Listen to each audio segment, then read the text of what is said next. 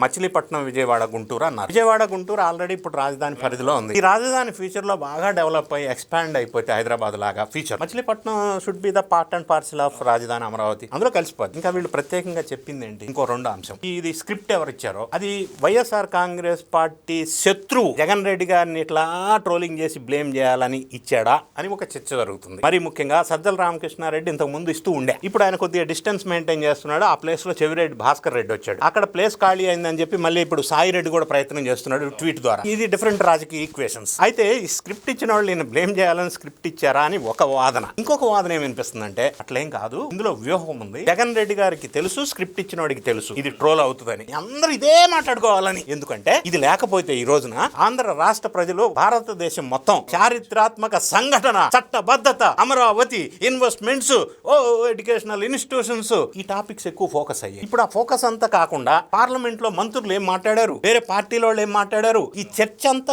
కనుమను అయిపోయి ఈ జగన్ రెడ్డి స్టేట్మెంట్ చుట్టూ తిరుగుతా ఉంది. అంటే ఇవి అసలు బయటికి రావాలి, అవి రానివ్వకుండా ఇటువంటి ఒక హాస్యాస్పదమైన విషయాన్ని వెలుగులోకి తీసుకొచ్చి ఇది ఒక వ్యూహంలో భాగంగా ఏమైనా డైవర్ట్ చేస్తే ప్రయత్నమా అని కూడా ఆలోచన చేయవచ్చు.